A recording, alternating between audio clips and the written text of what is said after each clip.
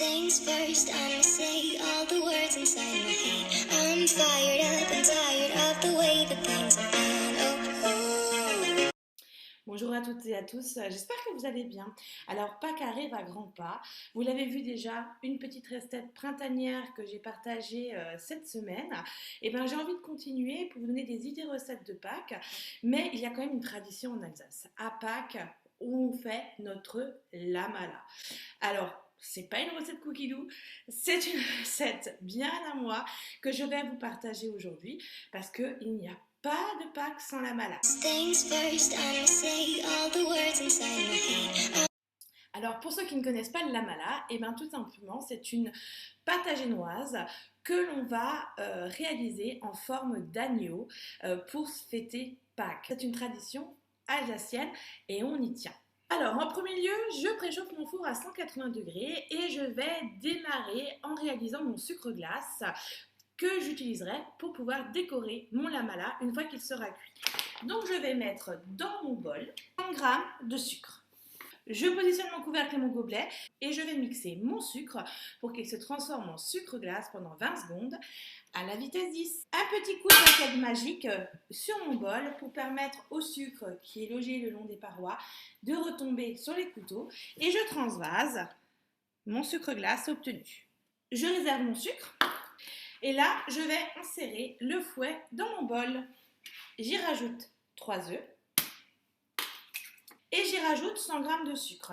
Alors, à ce moment-là, vous pouvez aussi apporter une petite touche personnelle à votre lamala en rajoutant du sucre vanillé. Alors du coup, vous baissez un petit peu le grammage en sucre pour que ça soit équilibré. Et là, aujourd'hui, je vous propose de rajouter un zeste de citron. Donc, je vais déjà mettre les 100 g de sucre et je prends ma microplane pour pouvoir zester mon citron. Toujours pareil, veillez à prélever que le zeste et non le zeste, qui est la partie blanche du citron qui apporte de l'amertume.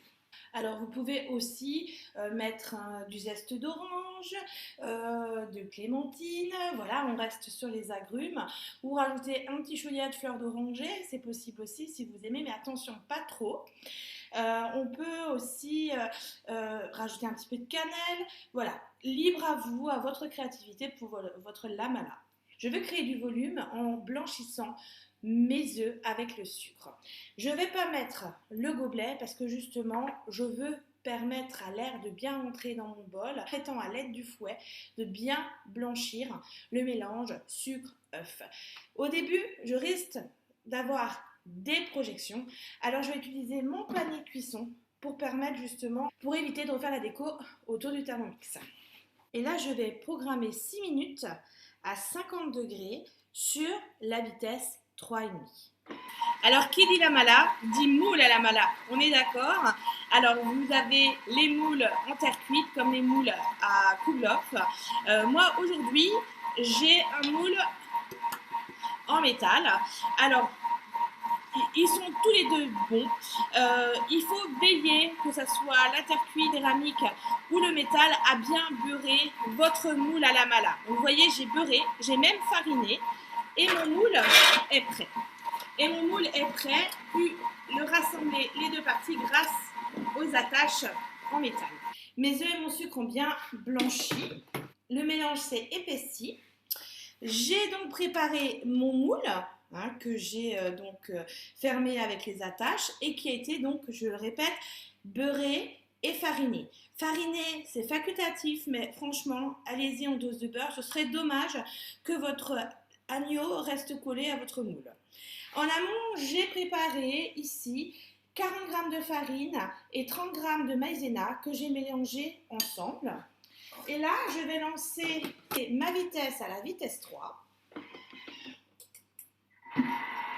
Et je vais verser par pluie fine mon mélange farine-maïzena. Une fois que mon mélange farine-maïzena est en totalité dans le bol, je programme 10 secondes à la vitesse 3. Je retire mon fouet et la pâte obtenue, je la verse dans mon moule à la mala. Alors, petite astuce, on ne sait jamais, mon moule à la mala, je l'ai mis sur un plat à tarte. Vos moules, je vous conseille de mettre toujours un plat en dessous. On ne sait jamais, il y a un débordement ou ça fuit. Au moins, ça évite de saler votre four. Étant une technique, mon moule à la mala était tellement grand que j'ai dû faire 2 fois la recette. Alors à savoir que vous pouvez faire 2 fois la recette également en une seule fois. Ça c'est possible. Il ne me reste plus qu'à le mettre au four pendant 35 minutes à 180.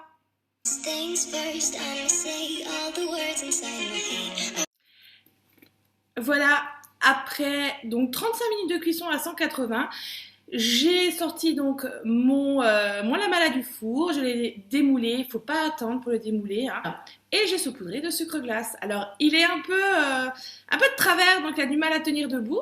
Quelque chose de pas mal, il n'y a plus qu'à déguster. En tout cas, avec le zeste de citron, ça sent très bon. À vous de le parfumer ou de rester tout simplement traditionnel. Allez, n'hésitez pas à partager vos lamala en photo sur le groupe. Et je vous dis à bientôt. Au revoir. Things first, I'ma say all the words inside my head. I'm fired up and tired of the way that things are.